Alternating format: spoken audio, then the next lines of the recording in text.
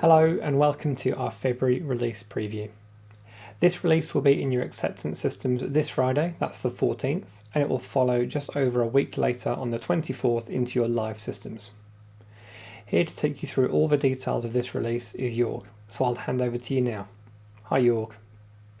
All right, let's dive into the content of this release. We're coming from our new studio, so I hope you like it. So let's take a look at the highlights in this release. For the first topic, I have, which is about candidate takeover, I have Willem-Jan here, and he is going to tell us all about that. At least I'm going to try. Yeah, what is it all about? Basically, candidate takeover is applicable for independent contractors, which are proposed by a supplier, but are either needs to be contracted directly or be contracted via a broker, which can be either the hiring desk or an external broker, which can be set up as a supplier as well. And basically what it does is that when an independent contractor is proposed and this feature is enabled, the supplier will be informed that his candidate will be taken over when the proposal is hired. And in addition, you can configure a referral fee that supplier will receive for every worked hour during the assignment period. Right, that's also nice. So that's in a nutshell what this feature is about. I think we can go through the demo and I can talk you through. So it all starts in the service agreement, where an additional section is added for candidate takeover. Here you can enable this feature and also set the referral fee, if any is applicable. You can even allow suppliers to enter their own fee by enabling the custom fee allowed in assignments and also in proposals, by the way, which allows you to set up not only a referral fee but also a maximum referral fee. So if the supplier adjusts the fee, it cannot adjust it above the maximum fee set. Makes sense. So here you can see in the proposal that for an independent contractor you can still provide, the supplier can still provide the rate, of course, of the independent contractor, but in addition he is informed that this proposal, his candidate, will be taken over and the referral fee can be entered. Now when the proposal is hired or when you manually create an assignment, also here for independent contractors a section available for the candidate takeover, where you can enable this, and it's automatically done when the proposal is hired. The referral supplier can be entered there together with the applicable referral fee. So note that there are basically now two supplier fields in the assignments. The referral fee supplier is added, but you still have the normal supplier. In this case, it's empty. So basically, it means that the independent contractor is contracted either via the hiring desk or directly to the customer. And also note that in the rate table, there's an additional fee which is added to the customer rate. So the customer rate, the commercial rate, will be contain not only the hiring desk fee if applicable, but also the referral fee if any is entered. Awesome. Now for this purpose I created the time card already and submitted it for invoicing. Note that for the invoicing also two additional invoice directions are available. One to invoice directly the self-billing invoice from the referral supplier to the customer, or if there's a hiring desk in between, you can use the referral supplier to hiring desk direction. We can enable one or both of these additional directions. I also already created the invoices. So this is the invoice from the referral fee supplier to the hiring desk, basically containing only the referral fee. So in this times 40 times €5, which makes €200, which you can also see in the specification. If we zoom a little bit and scroll to the details section, here you can see there are 5 days of 8 hours multiplied by the €5 referral fee comes to a total ex-VAT of €200.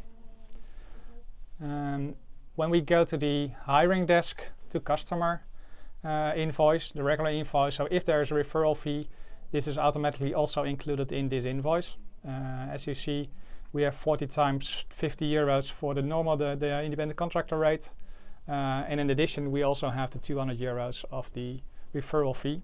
Now, when we look in the specification, the setting is applied that we should not differentiate the fees from the actual rate, so it's an all-in rate in the specification. So what you will see, there's 8 times 8 hours per day multiplied by 55, which is the 50 euro independent contractor rate and the 5 euro referral fee. So those are combined in a 55 euro rate, and so you get the 2,200 euro invoice. Awesome. With this release, we now support the basic functionality for candidate takeover.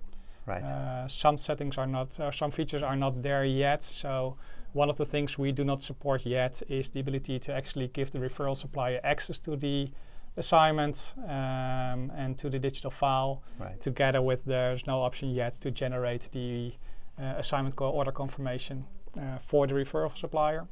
So that functionality is not there.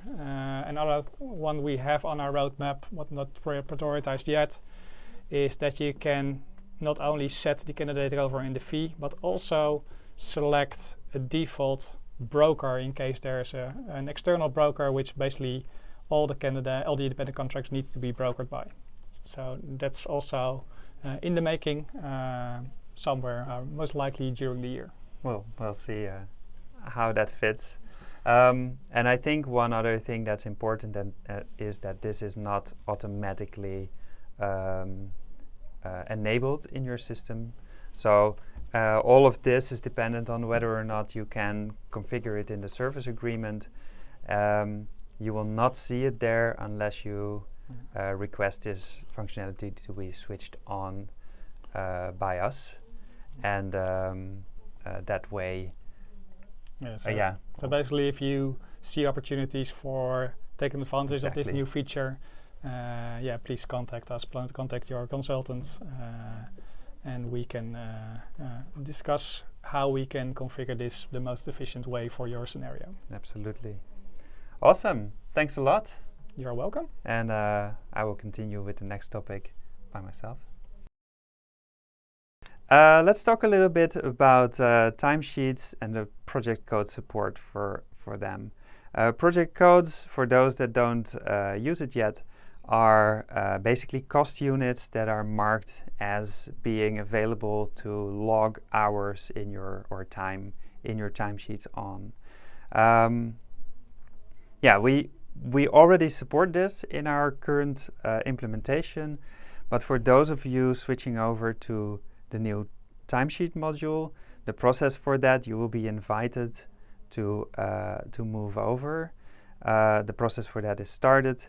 But for those of you who use project codes in your timesheets, this is important for you. And if you want to know more about what that means, of course, contact us and we will update you on the possibilities for that. What did we make? We made a way to conveniently add project codes to a timesheet, to register time on those project codes, to change and delete them, but also to favorite your project codes. The user can do that per assignment, so that makes it possible for them to easily find project codes again for new timesheets on that assignment. So let's take a look at the demo for that. So starting from a timesheet list view, this is again the new timesheet list view. We're going to create a new timesheet for an assignment that requires project codes or that allows for project codes. We can see the new time table as well, and we can see that there's now a sectioning for the project codes. If we click on new project code, we can see that we get a pop-up with different project codes, in this case project A, B, C, and D. And on the right side you can see that A and C are favorited. That's why they're on top of the list. Favoriting is done by clicking on the star if it's not lit up, highlighted. If you want to remove the favoriting, you can click it again and basically disable favoriting, and it will the next time you load your timesheets, it will come back just as part of the list. We can see that we can search on the top for project codes. This is useful in situations where there's a lot of project codes. We can only show 100 project codes in this pop-up, so if there's more available in your assignment, you need to search, which can be done in the search bar on top.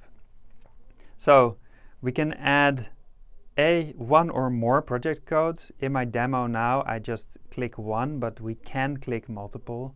And when I click Add to Timesheets, we will see that they are added. This one that I selected is added to the timesheet. Now we can, of course, register time on them. We can do that for all of the rates that are available in the timesheet. And we can, when we save it, this list, when we save it, we can see that as with the normal functionality of the timesheet, all of the rows of the rates that are empty, that have no data, will be hidden.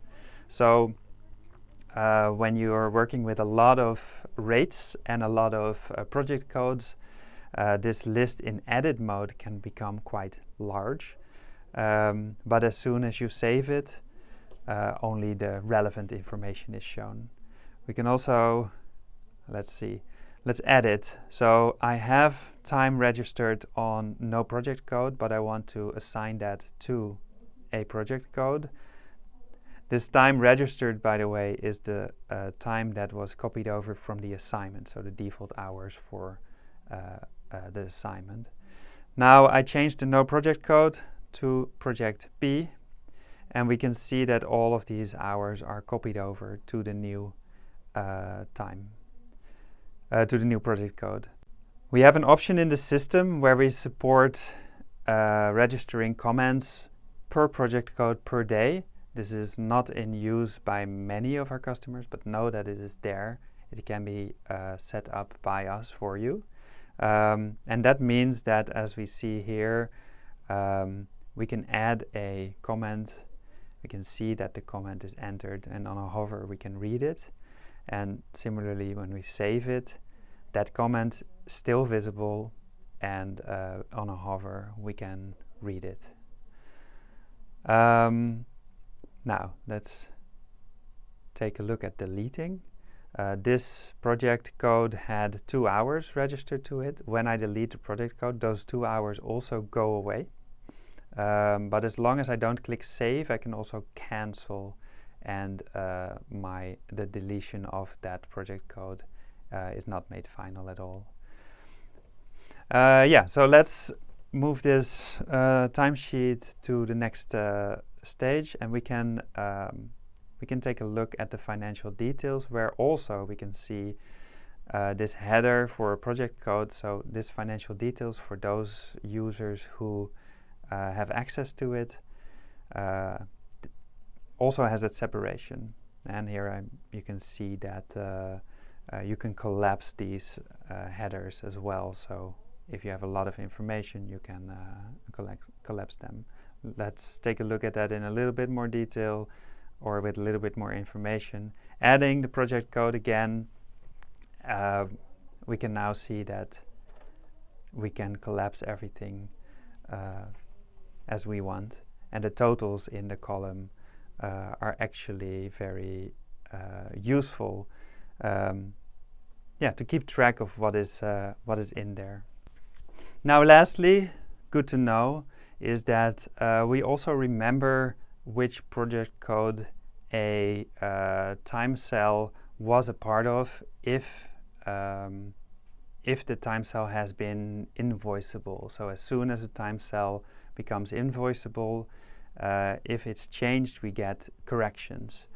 When we remove a project code, and as a result all of the hours that were a part of it, or when we change the project code to another one, all of the original hours or registered time are corrected to 0, and on the new project code are increased to the hours that they were. So we're effectively moving them. This will be visible when you show the corrections in the timesheet. So it will be visible that a project code has been changed, or that hours are removed and a project code is no longer valid for this timesheet because no time was registered. So that's a nice addition to that as well. That's all for this webinar. We had a couple of really nice features in this, and we're excited for you to try them out. So thanks a lot, and see you in about 4 weeks. Have a nice day. That brings us to the end of this month's release update.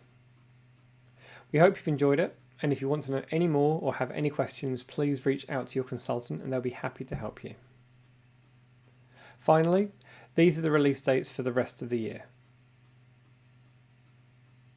Thanks for joining us today. We'll see you next time.